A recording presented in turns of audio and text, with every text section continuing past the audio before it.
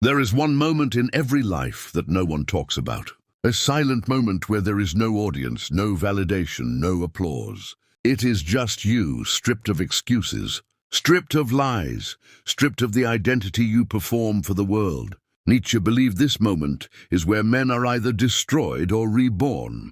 Pain does not ask for permission. It does not arrive politely. It breaks in uninvited and demands an answer. Most people run, a few stay. And those few are never the same again. Nietzsche was not a philosopher of comfort. He was a surgeon of the human soul, cutting without anesthesia. He understood something modern men desperately try to forget. Pain is not the enemy. Avoidance is. Suffering is not what weakens you. Escaping suffering does. Every hardship you face is not random.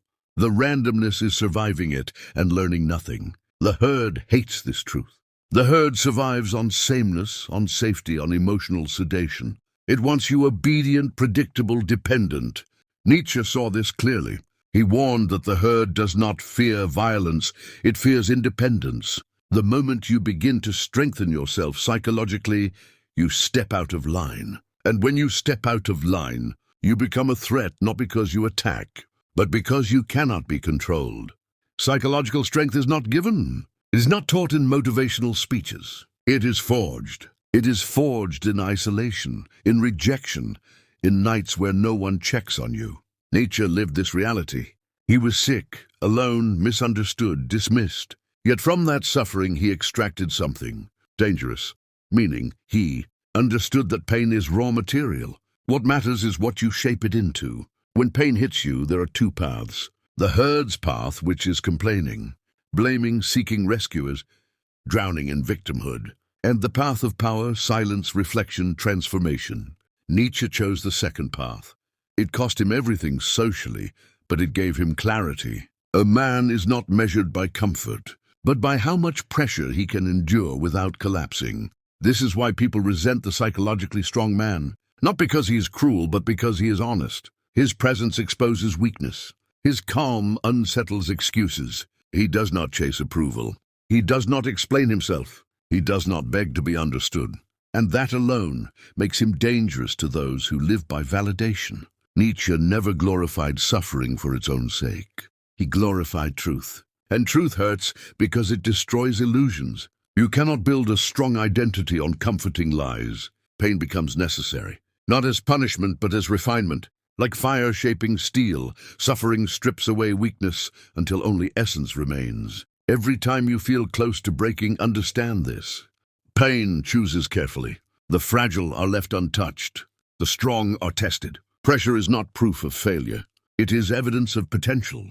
The world does not waste suffering on those who will not transform. Here is the psychological loop most never escape. The more you run from pain, the more power it gains over you. The more you face it, the weaker it becomes. At first, confrontation feels like loss. Later, you realize avoidance was the real defeat. Awareness itself is painful, and that is why it works. Nietzsche warned of something more dangerous than pain. Comfort, long comfort, dulls the will. It numbs ambition. It slowly erases purpose. A man who never suffers never discovers why he exists. Not everyone who suffers becomes strong, but every strong individual has suffered deeply. If this makes you uncomfortable, that is the point. This content is not designed to soothe you. It is designed to sharpen you. This series is not entertainment. It is confrontation. And in the next long video of the Nietzsche series, we will go deeper into the psychology of the herd, how it programs fear, how it punishes difference, and how you begin the irreversible process of separation without losing yourself. If this speaks to your mind, subscribe now. The next part is darker, deeper, and not meant for everyone. Share this with someone who is suffering but does not yet understand why. And remember, this is not the end of the idea. It is the beginning. Nietzsche never gave easy answers, and this series will not either. The next chapter is coming.